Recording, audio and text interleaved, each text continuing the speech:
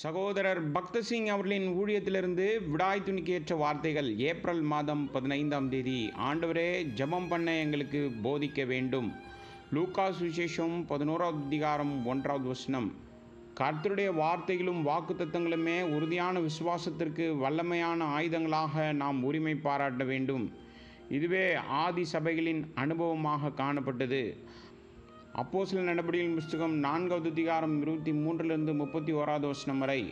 கர்த்தர் தங்களுக்கு கொடுத்த வாக்குத்தத்தங்களை அவர்கள் ஊக்கமாக பற்றி கொண்டார்கள். நாம் நம்மை ஊக்குவிக்கும்படியாக கொடுத்திருக்கிற விலையேறப்பெற்ற வாக்குத்தத்தங்களை பற்றி கொள்ள வேண்டும். அப்பொழுது தேவன் நம் மத்தியில் அவருடைய உண்மையின்படியே வாக்குகளை நிறைவேற்றும்படி கிரியை செய்வார். ஆதி விசுவாசிகள் தேவனுடைய மகத்துவத்தை அறிந்தவர்கள். தேவன் தாவீது கொடுத்த வாக்குத்தத்தங்களை உரிமை பாராட்டுவதை பார்க்கின்றோம். நடந்த இவைகள் எல்லாம் முன் அறிவின்படியே நடக்கிறது என ஜெபித்தார்கள். அப்போஸ்தலர் நடபடிகள் புஸ்தகம் 4வது அதிகாரம் 25வது வசனம். இப்போதும் கர்த்தாவே, அவர்கள் பயமுறுத்தல்களை தேவரீர் கவனித்து உம்முடைய ஊழியக்காரர் உம்முடைய வசனத்தை முழு தைரியத்தோடும் சொல்லும்படி அவர்களுக்கு அனுக்கிரகம் செய்தருளும் என்றார்கள். அவர்கள் சத்ருவுக்கு தீங்கு வர வேண்டும் என்று ஜெபிக்கவில்லை, விரும்பவில்லை. ஜனங்களுக்கு தேவ வசனத்தை தைரியமாய் சொல்லும்படி ஜெபித்தார்கள். ஜனங்கள் நம்மை எதிர்க்கும்போது நாம் பழிவாங்க அல்ல, முழு தைரியமாக வசனத்தின்படி சொல்லும்படி ஜெபிக்க வேண்டும். அடுத்ததாக இடைவிடாமல் ஜெபிக்க வேண்டும். 1 தெசலோனிக்கர் புஸ்தகம் 5வது அதிகாரம் 17வது வசனம். அர்த்தத்தோடும் பாரத்தோடும் எப்பொழுதாவது அல்ல, இடைவிடாமல் ஜெபிக்க வேண்டும்.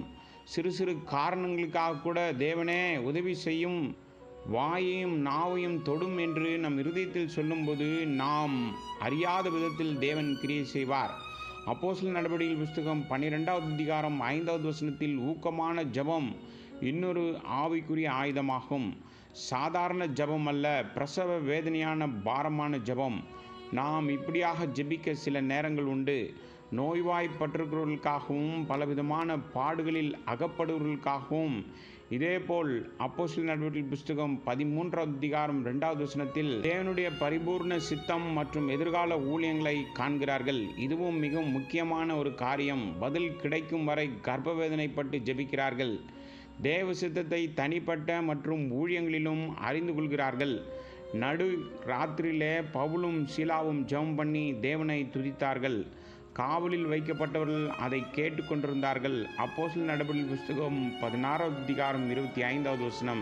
அவர்களின் ஊக்கமான ஜெபம் தங்களை துன்பப்படுத்தினவர்கள் தீங்கு அனுபவிக்க வேண்டும் என்றில்லை, தேவ கோபாக்கினைக்கு அவர்கள் ஆளாக வேண்டும் என்றில்லை, சிறைச்சாலை தலைவன், சேவகர்கள் எல்லாரும் ரட்சிப்படைய வேண்டும் என ஜெபித்தார்கள்.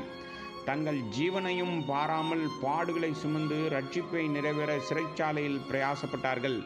இந்த கடைசி காலத்தில் சத்ரு பல ஆயுதங்களை நமக்கு விரோதமாக கொண்டு வந்தாலும் இயேசு கிறிஸ்து அவைகளை முறியடிப்பார். ஆகவே தேவ ஊழியராய் பிசாசின் தந்திரங்களை நாம் மிக நுட்பமாக அறிய வேண்டும். ஒளியிலுள்ள பரிசுத்தவான்களின் சுதந்திரத்தில் நாம் பங்கு அடையாதபடி தேவ ஜனங்கள் மத்தியில் ஆவிக்குரிய வறட்சியையும் தேவ ஊழியர்கள் மத்தியில் பலவீனங்களையும் கொண்டு வருவான். நாம் ஆவிக்குரிய ஆயுதங்களை அறிந்து சரியான விதத்தில் பயன்படுத்தி இந்த யுத்தத்தில் சத்ருவை முற்றிலும் தோற்கடிப்போம்.